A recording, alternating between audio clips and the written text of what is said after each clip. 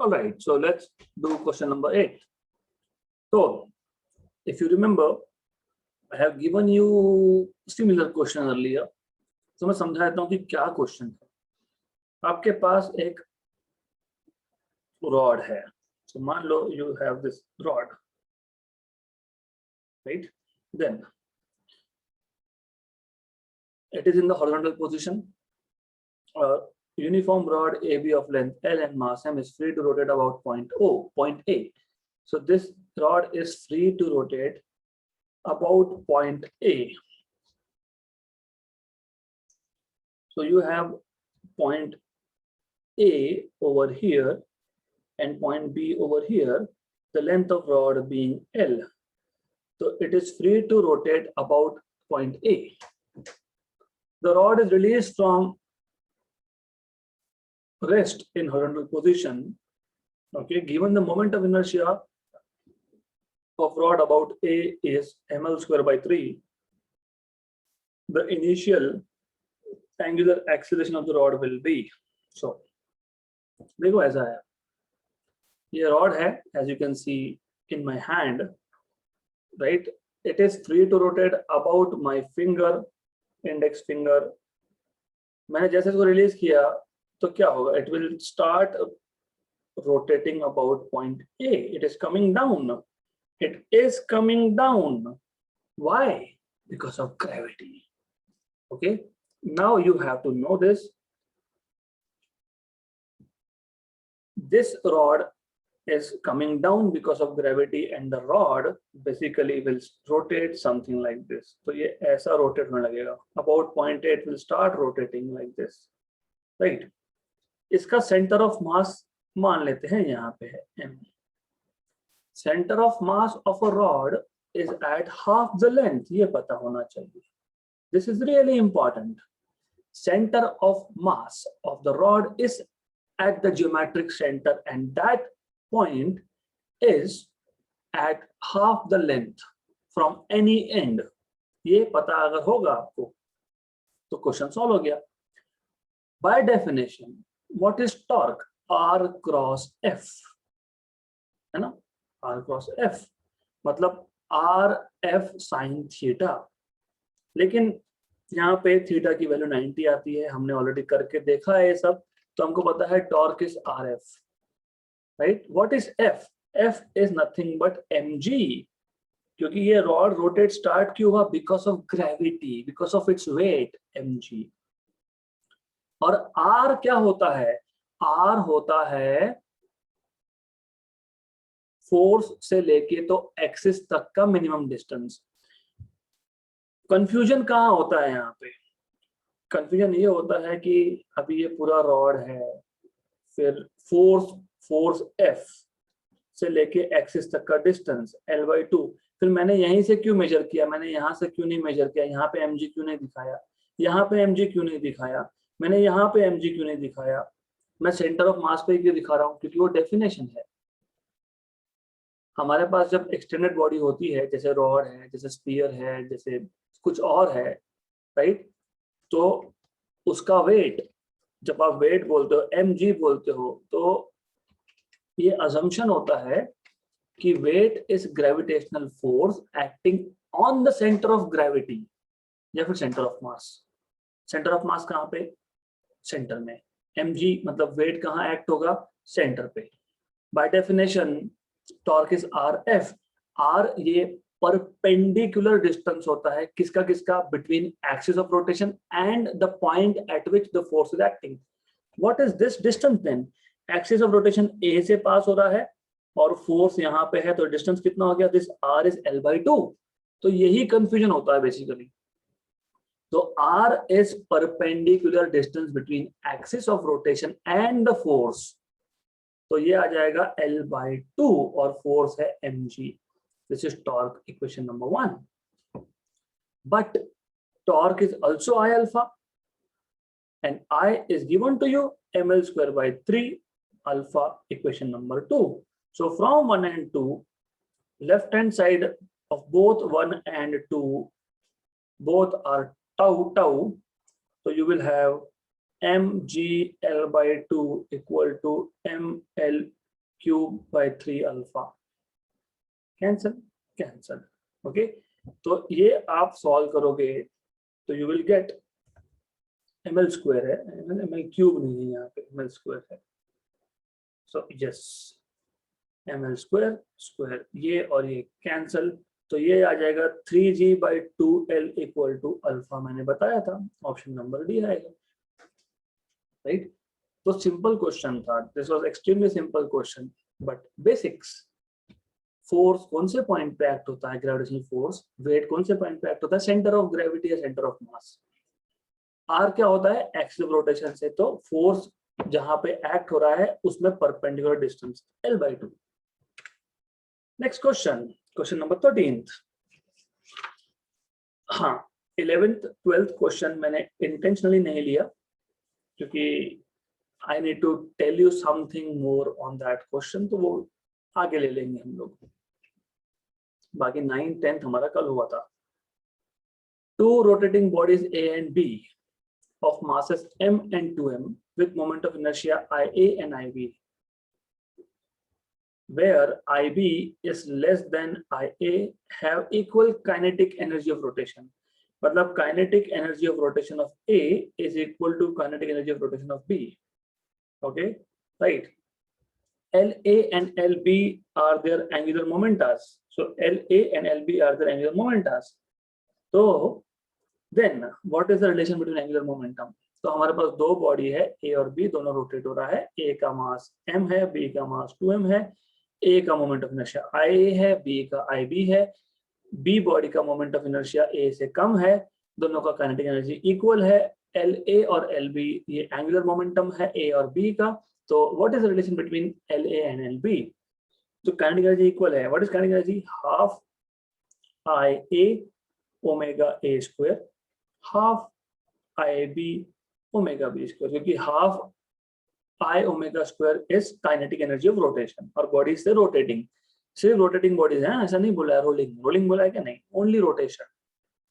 Half of cancel, तो you will have IA omega A square equal to IB omega B square, तो you will have IA omega A into omega A, ऐसा लिख ही सकते हो, obviously you can write down, equal to IB omega B into omega B, but IA omega A is angular momentum by definition, this is by definition, okay, so you can say, but L equal to I omega, जैसे यहाँ पे आपने kinetic energy लिखा वैसे ही,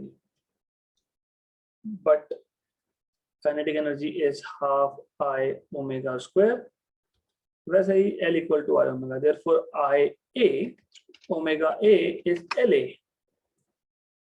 तो ये term LA हो गया, ये टर्म LB हो गया, तो LA omega A equal to LB omega B, correct, right.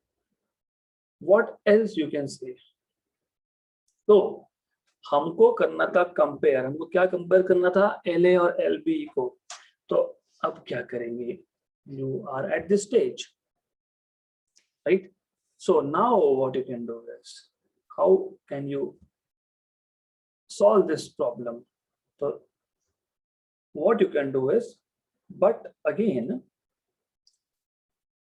Kinetic energy K was half I omega square, और काइनेटिक एनर्जी तो कांस्टेंट दिया था, सेम दिया था, है ना, मतलब ये था कि इसमें आप ऐसे लिख सकते थे 2K/I equal to omega square, but kinetic energy is constant, 2 भी कांस्टेंट, मतलब आप बोल सकते थे कि omega square is proportional to 1/I, मतलब omega is proportional to 1/√I, correct. ऐसा क्यों किया मैंने, because now you see from this equation LA by LB equal to under root of IB by IA, inversely proportionally, but as you know IB is less than IA, so IB by IA is less than 1, मतलब this is less than, अभी square root of 1, square root of 1 is less than, I mean you should know basics, square root of 1 is 1, square root of any number which is less than 1 is less than 1, तो square root of any number which is less than 1 is less than 1, ये पता होना चाहिए, correct. तो ये पता होना चाहिए आपको। So you should know that LA by LB is less than 1. This is something that you know, should know. So LA is less than LB. Option number D.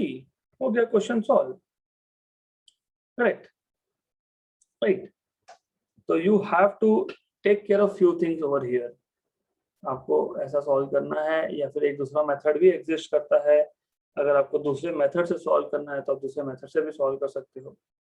Okay, so is it correct ना? कभी कभी क्या होता है कि we solve it, we get everything and then we say it is correct, but is it really correct? Problem क्या हुआ? I'll tell you. Problem ये हुआ कि यहाँ पे मास का भी कुछ हमको बताया था।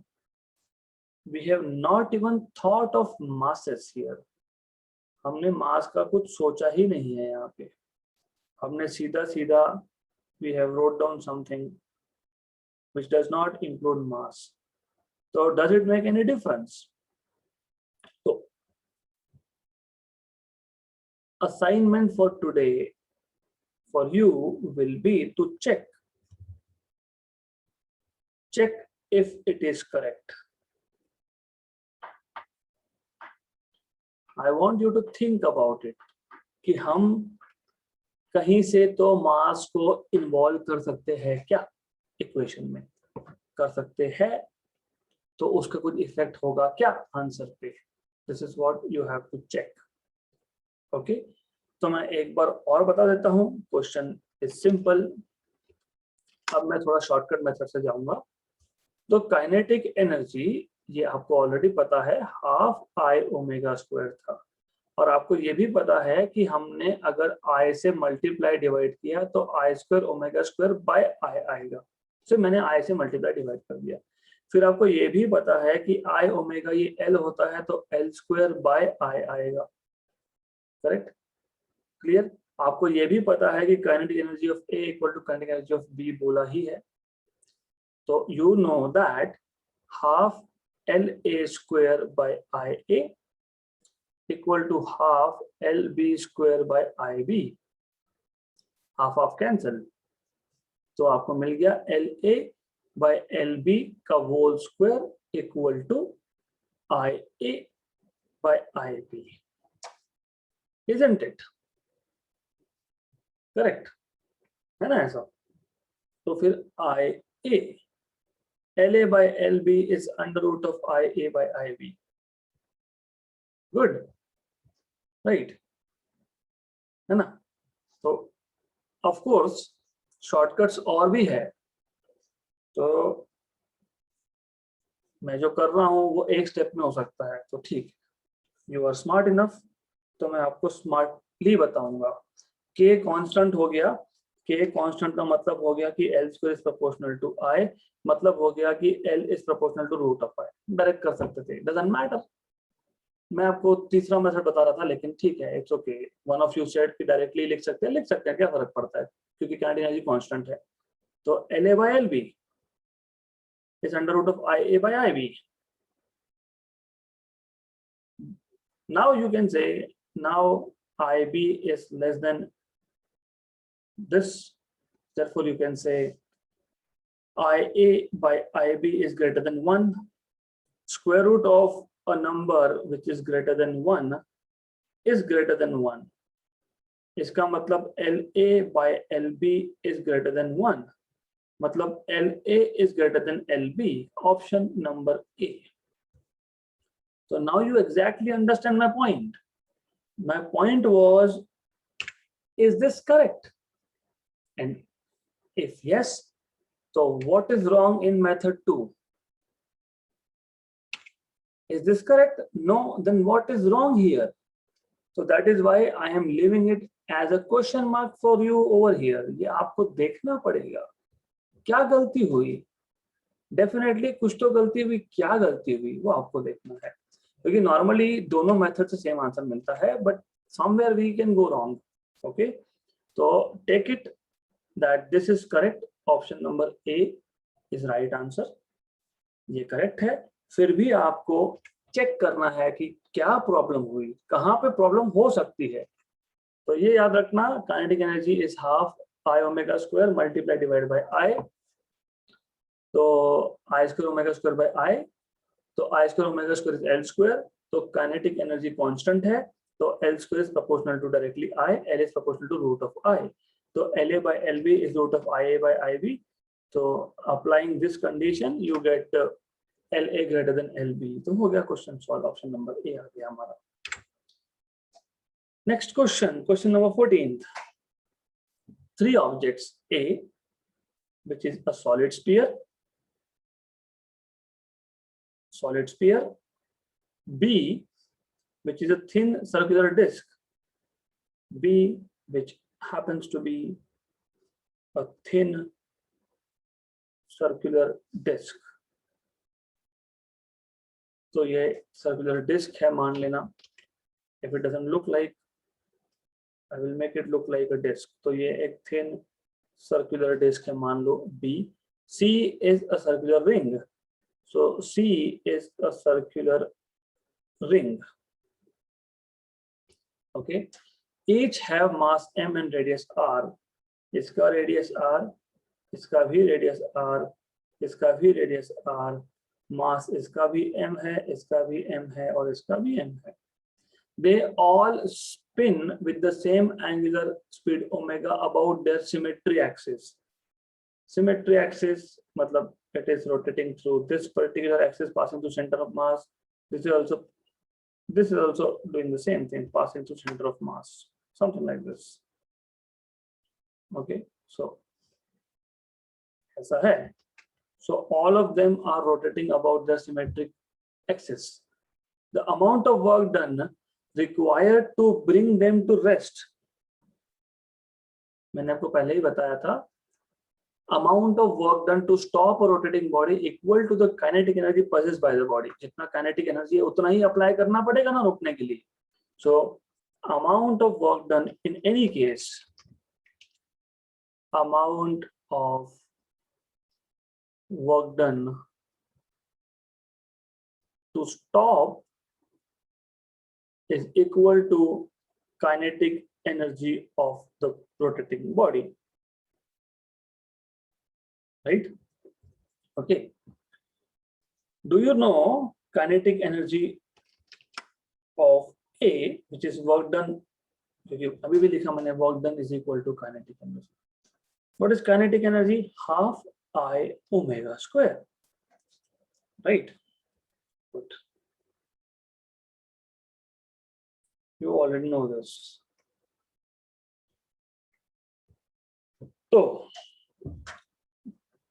what is I for this sphere? 2 by 5 mr square.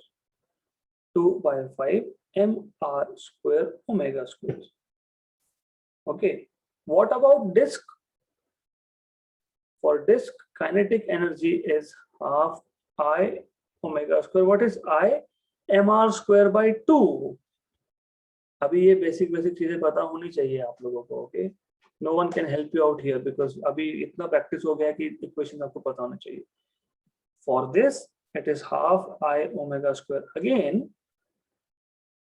Okay, half I is M R square.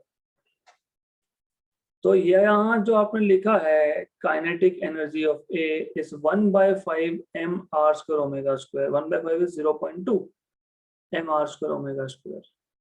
यहाँ पे आपने जो लिखा है 1/4 मतलब 0.25 M R square omega square. और यहाँ पे जो आपने लिखा है 1/2 0.5 M R square omega square, right. सबसे ज्यादा काइनेटिक एनर्जी किसका है? सी का, फिर किसका है? बी का, फिर किसका है? ए का। और आप देख रहे हो, क्या देख रहे हो कि kinetic energy itself is directly proportional to omega, है ना? Correct. Sorry, work done, sorry, it is work done. Omega तो सबका सेम है, angular speed omega is same. तो what you know, work done is equal to kinetic energy.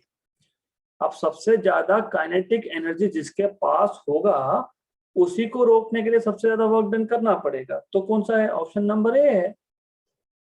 Therefore, work done to stop C, मतलब to stop a ring, is greater than work done to stop a disc is greater than work done to stop a sphere. तो question was extremely simple and extremely interesting. आपको करना क्या था, यहाँ पे आपको बोला है आपके पास 3 ऑब्जेक्ट है, एक स्पीयर है, सॉलिड स्पीयर है, एक आपके पास डिस्क है, एक आपके पास रिंग है। तीनों सेम मास सेम रेडियस के हैं, तीनों सिमेट्री एक्सिस के अबाउट ओमेगा के साथ रोटेट हो रहे हैं, तीनों को स्टॉप करना है। तो किसको ज्यादा वर्क डन लगेगा? तो हमको पता है कि work done is nothing but equal to kinetic energy possessed by the body. तो हमने तीनों का सिर्फ काइनेटिक एनर्जी निकाला एंड वी सी कि रिंग के पास सबसे ज्यादा काइनेटिक एनर्जी, मतलब सबसे ज्यादा वर्क डन रिंग को स्टॉप करने के लिए करना पड़ेगा, and then disc and then sphere. Next question, ये हमने ऑलरेडी करके रखा है, even then okay. A solid sphere is in rolling motion. You have a solid sphere which is rolling, okay? So this is a platform, and then you have a solid sphere, let us say, which is rolling on this platform, okay? So थोड़ा बड़ा कर लेते हैं, like this. It is rolling. Rolling मतलब translation plus rotation, okay? The ratio of translation to total क्योंकि kinetic energy of translation plus rotation is total। तो आपको basically क्या पूछा है? आपको पूछा है ये रेशो। आपको ऑलरेडी पता है, क्या पता है? Kinetic energy of translation plus rotation is total.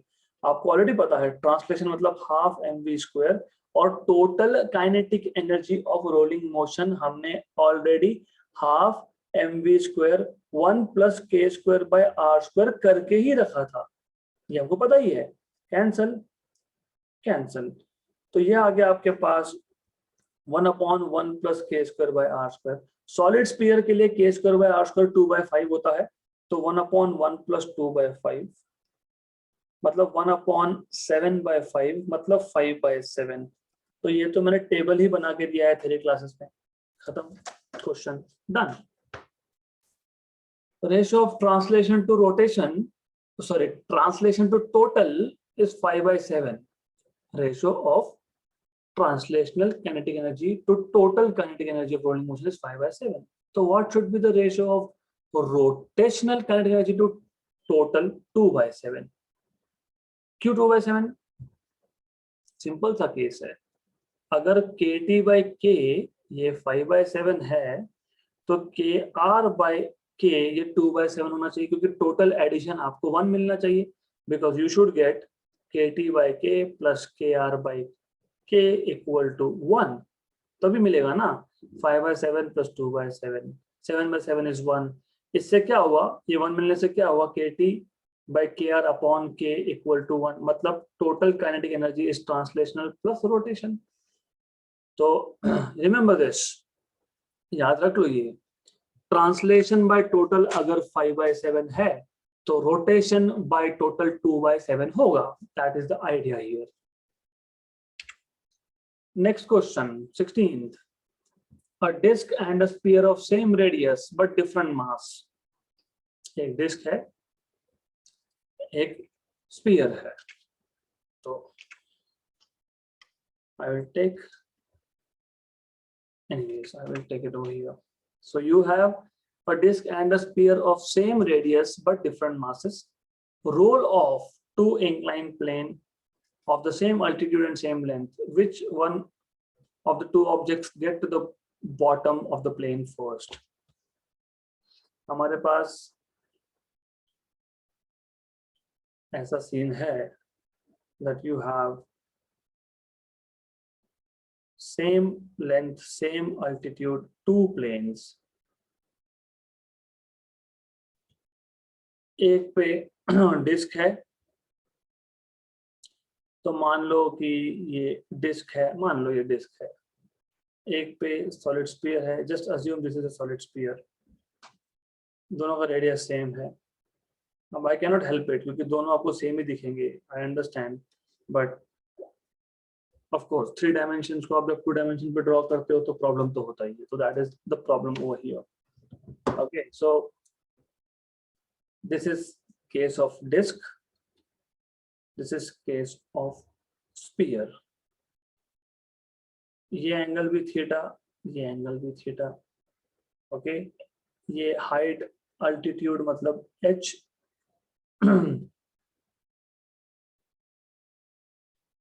तो दिस इज ऑल्सो h, तो अल्टीट्यूड भी सेम है। ये प्लेन का लेंथ अगर s है तो इस प्लेन का लेंथ भी s है। तो दोनों में से नीचे पहले कौन सा पहुंचेगा? तो इफ यू रिमेंबर, मैंने टाइम ऑफ डिसेंट आपको बताया था 1/sin थीटा, क्योंकि इस क्वेश्चन को दो तरीके से सॉल्व कर सकते हैं। मैं आपको शॉर्टकट बता रहा हूँ, I don't want to go into detail method, shortcut is fine for us. Under root of 2h/g 1 + k²/r²। Question हो गया खत्म। यहाँ पे क्यों? Theta constant, h constant, g constant, सीधा सीधा है कि t is proportional to under root of 1 + k²/r²। सीधी सीधी बात है। और definitely k²/r² for a sphere is, you already know, 2/5, तो 1 + 2/5 is 7/5, तो स्फीयर के लिए 7/5 आ जाएगा टाइम, और डिस्क के लिए k²/r² for a disc is 1/2। तो जब ऐड करेंगे तो देखो ऐसा है कि मैं एक स्टेप यहाँ पे बढ़ा देता हूँ, 1 + k²/r², 1 + k²/r², for sphere is 7/5, for disk is 3/2, 7/5 3/2, 7/5 is 14/10 मतलब 1.4। ओके, फिर उसका रूट लेंगे, ठीक है, जो भी है।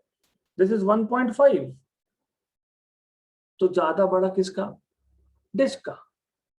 डिस्क को ज्यादा टाइम लग रहा है। किसको ज्यादा टाइम लग रहा है? डिस्क को ज्यादा टाइम लग रहा है। Therefore t for disk is greater than t for sphere। 1.5 मतलब ये फैक्टर 1 + k²/r², ये फैक्टर डिस्क के लिए ज्यादा है। जिसको टाइम ज्यादा लगेगा वो लेट पहुंचेगा ना। टाइम कम किसको लग रहा है? स्फीयर को, तो पहले पहुंचेगा। तो पहले कौन पहुंचेगा? स्फीयर पहुंचेगा। Simple simple. So this is how you are supposed to solve this particular question. It is quite simple task. So it's a simple task. Next question. A solid cylinder of mass 2 kg and radius 4 centimeter, rotating about its axis at the rate of 3 rpm. Solid cylinder है जिसका mass 2 kg है, radius जिसका है आपके पास 4 centimetre, it is rotating about its axis at a rate of 3 rpm, मतलब n दिया है 3 revolutions पर मिनट। ओके, तो इसको 3/60 rps करते आएगा 1/20 rps। Okay, the torque required to stop after 2π revolutions, theta कितना? 2π। हमारे पास सॉलिड सिलेंडर है जो रोटेट हो रहा है, उसको स्टॉप करना है, लेकिन 2π रिवोल्यूशन के बाद स्टॉप करना है। That is what they are saying you, right. तो कितना टॉर्क लगेगा? बहुत सिंपल है ये question. Torque is I alpha, as you already know. Solid cylinder के केस में I होता है mr²/2। This is already know, you know this. Okay, alpha कैसे निकालते हो? Do you remember? v² = u² + 2as, तो omega final square = omega initial square -2 alpha theta. ऐसा मैंने क्यों किया? मैंने ऐसा इसके लिए किया क्योंकि फाइनली जो सिलेंडर है वो स्टॉप होने वाला है, मतलब डी एक्सिलरेशन है।